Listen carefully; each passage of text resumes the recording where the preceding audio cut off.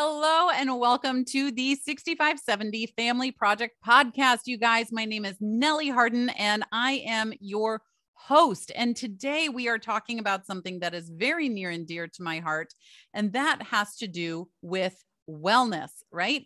And wellness has played so many different roles in my life. It's looked like so many different things. It's been defined by so many different things. And so the question really is, what does wellness have to do with self-led leadership? And I teach wellness in part of my family life and leadership coaching for a big reason. And I'm going to kind of step through some of that today. But like any good thing, there's a backstory here as to why I think this is such a big part of what we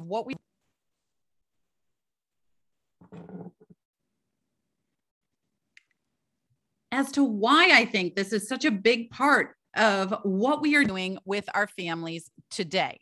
So let me ask you this. What is your definition of wellness, right? We hear all these things. We see all these things everywhere. There's, an image or a fun saying for everything when it comes to wellness. You see the balanced rocks, you see the meditating, you see the take this, do that, right?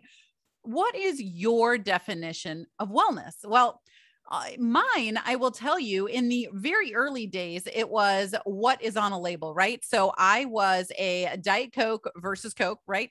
Baked Lays versus Ruffles, right? And I was a kid of the 80s. And so that to me was like, oh, well, if I'm eating quote unquote diet something, then that means that I am well, or I am doing well, right? In the nutrition and the wellness game. You guys, I had so many lunches of Diet Coke and Baked Lays in my past. It's not even funny. I still definitely crave that sometimes, even though I know it's no good, no bueno.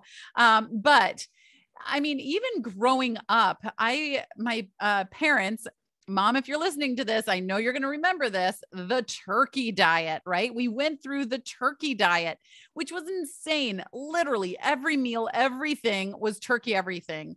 I mean, I can't think of something that we didn't make that didn't start with turkey, fill in the blank, turkey, fill in the blank, turkey, fill in the blank, right? And so these kind of like fad diets and this idea of, what to eat and how to be healthy, especially during the 80s. And then I was a gymnast. And so there was things that my coaches were telling me, things that my other fellow gymnasts were telling me to do. Some of them definitely not healthy, some of them a little bit better, all these things. So wellness looked different for me back then. And then when college started, right, I started experiencing and realizing that it had so much more to do with what you ate. It didn't matter if it had a diet or light label on it per se. It mattered what you ate. And I went from omnivore, right, with heavy emphasis on the carnivorous edge. When I was growing up, I grew up in Michigan. I had, big hunting in my family. And I ate a lot of meat. My favorite thing to eat used to be prime rib. Well, I went from that to Halloween night of 1996 to going vegan. And then a couple years after that, I went from vegan.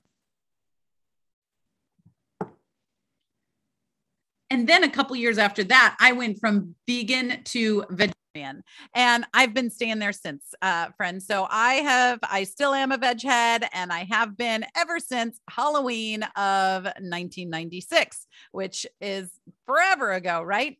But anyway, when I first went from, omnivore and doing all these things to vegan, what did that mean for me then? It meant I ate Cheerios, like every day, all day. I just ate Cheerios and rice. Well, was that wellness? Of course it wasn't, but I didn't know that then. And then when I went from being a vegan to being a vegetarian, oh my goodness, the floodgates of cheese just came into my life and I could not get enough of it for years. I mean, growing up in Michigan, you're right next to Wisconsin. I have a close geographic cousin of a cheesehead, and I love cheese. I still love cheese to this day. Do I have it as much as I did during that time when I first transitioned? No. But that's what it really mattered. I started realizing during that time what you ate. And then, of course, mental wellness really started to play a part in my life through my own experiences throughout college and friends that I had that were going through experiences as well. And understanding really how mental wellness also affects everything from thinking and feeling and hormones and even the body physically and what was manifesting and happening inside the body. Well, another definition change came after college because I started adopting too and taking that in that wellness equals movement, right? I wasn't on a huge college campus anymore. I wasn't walking around and trying to get from class to class. And I actually had a car. And so I could drive after that, all of that. And so, I mean, you should have seen me. I got married when I was 22. Man, oh man, was I running for my wedding, right? I was like, I am going to fit into that dress. I'm going to look good in that dress. And I did. But really, wellness took on looking like movement then, right? So another definition came then, you guys. After my wedding, it was all scrubs and Mexican after that. And back to my Diet Coke and baked Lay's life, right? And all of that was just kind of happening. And I then started having babies. I swear my first baby, Skyla, my oldest, you guys have heard from before, her entire pregnancy was basically fueled by Portillo's cheese fries and chocolate malts. And, and then I went through a heavy running phase after that. And again, movement. So I was recycling all these old ideas of what wellness was, right? Well, in 2008, we just moved into a brand new house and I didn't know the neighbors. So this was December of 2008. We had just moved in end of October. We had 3 little babies. And so, life was hectic and I didn't know many neighbors or anything. My husband comes downstairs from, we both put the kids to bed. I came down, I started doing whatever in the kitchen, probably dishes. And he comes down and he very calmly says, so I think I'm going to go to the hospital. And I was like, excuse me, what? And he just looks at me very calmly, very melancholy and says, yeah, my heart's not working. And I said, what? And so that was a page turner. That moment right there changed the page. Long story, really, really, years long story short, and he's still here and he's great, but he ended up being diagnosed after a few days in ICU, trying all the drugs, having to possibly paddle him back into rhythm and all of this, and many treatments and things. He had to have heart surgery in 2010, which is a big part of my story that I talked about in the very first episode of this podcast. But all of that to say that during this time, the power of micronutrition, and you would ask me that like 6 months before all that happened, I would have been like, micro what? But micronutrition really started to reveal itself. And actually how true wellness is a beautifully precise orchestra of body functions and thoughts and feelings and decisions and actions and all of this. And it's not just the fats, carbs, proteins, right? That I learned in health class and I don't know, circa 11th grade sometime. And I distinctly remember I definitely know I was younger. I was reading a textbook, my health textbook. This might've been like 7th grade, y'all. And there was a little boy cartoon drawing of a boy playing soccer. And it was like, this is health summed up in one picture. And it just said, if your calories in are bigger than your calories out, then you are fat. And if your calories in are less than your calories out, then you are skinny and healthy and can play. And I was like, that's all that wellness was, right? Well, no, right? I had been through all these definitions. I had been through all these experiences. And then now we had our own experience in our home that we had to deal with. And I saw the power of real food and how it could do and had to have it because it was what stepped up everything else. And we used that in order to fight back over years to get my husband's health back and then retain it for all of these years. And I wanted to then turn around after we did that and help others too. And over time and much, much work with families, and I started coaching them, teaching them what I had learned, because I wanted other families to avoid what we had been through. Right. I didn't want other families to have a moment where the husband came downstairs and said, I think I'm going to the hospital because my heart isn't working. Right. That was a terrifying moment. And I didn't want other people to go through that. So I stepped in and I was like, I was called to. You guys, I am a total introvert. And I was like, I don't want to do this. And I really felt called to do it. And I was like, I can't avoid this calling. Just it was in me. And so it's for me, right? If it's in you, it's for you. And that was what happened. So against all natural instincts, I stepped up and I started helping others. But going through that and helping families and coaching them, interviewing so many people and working in communities, my own path, as well as the others, the definition of wellness, the broader, truer version of wellness really came into focus. And it's really how we manage stress, right? It's how we think, and it's how we rest, and it's what we intake, like what we drink, what we eat, and it's what we do, and it's the environments around us. It's all of that that is wellness. And it's not just one area of this. It has to be all of them working together. And it depends on, when we spend some time thinking about these, think about this. It's how you manage your stress, right? It is your thought processes and your perspectives that push all your decision-making, right? It is your ideas on rest, right? Is rest futile or is it necessary? Do you guys, it just popped in my head. Do you guys remember that Seinfeld episode where, oh, you guys, I don't even remember what was Kramer. There we go. He decided to stop sleeping because it was a quote unquote waste of time. And he was getting in like maybe an hour or two at a time. And of course, what happened? He went crazy. And then he zonked out for like days on end, right? Because he had this idea that rest was futile. Like, it doesn't matter. I'm here to live. I can rest later. What about your thoughts and feelings around food and how you use it and how you view it? Or your thoughts and feelings around staying active and how you use your body physically, right?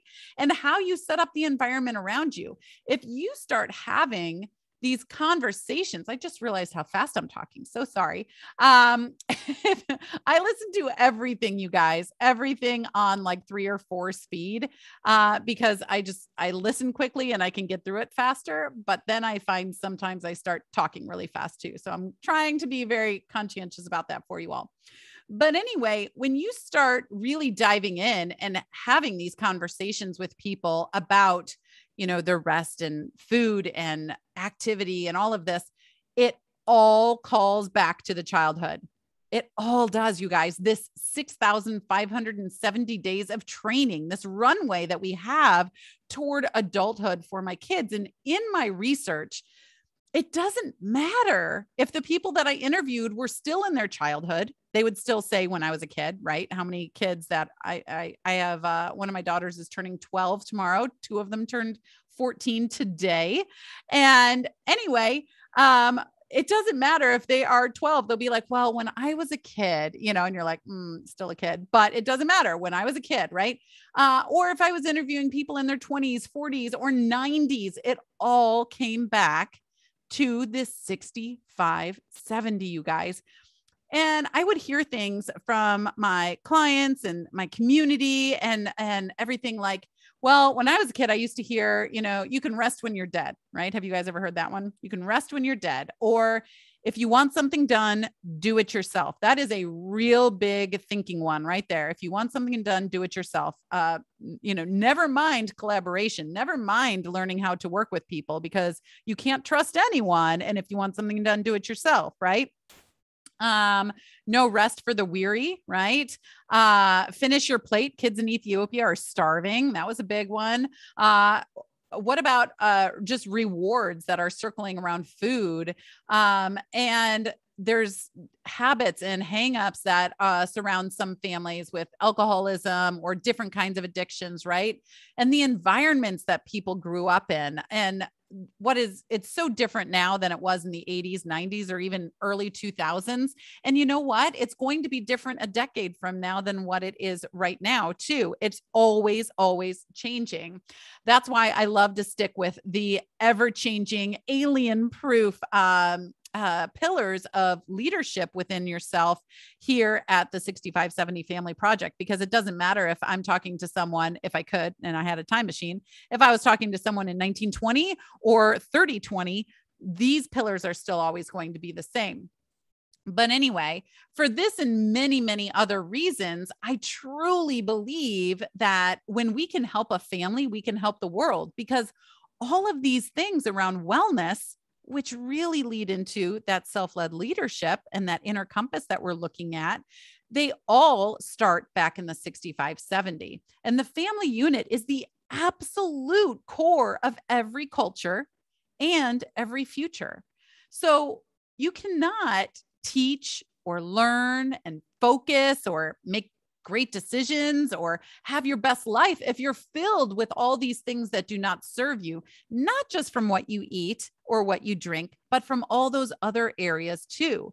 And I mean, think about it. You can fill yourself with kale and purple cabbage like all day, right? I mean, please don't go out and just fill yourself with kale and purple cabbage, but you can do that and still not have a great life filled with focus and impact and time mastery and mindset and these core beliefs that drive you and help you move through your goals to accomplishments in your everyday life, right?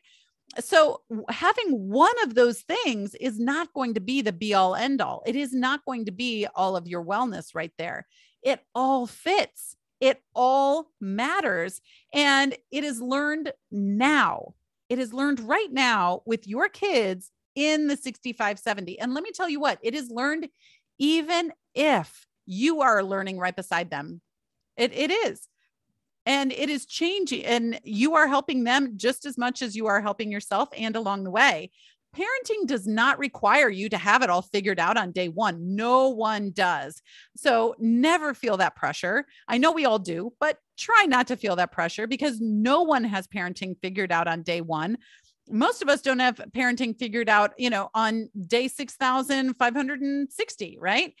But we are learning and open to learning along the way. That is what parenting requires. It requires that we are open to the adventure and open to learning all the time. There's never a wall that says, I am done learning. My way is my way. And this is what you need to abide to.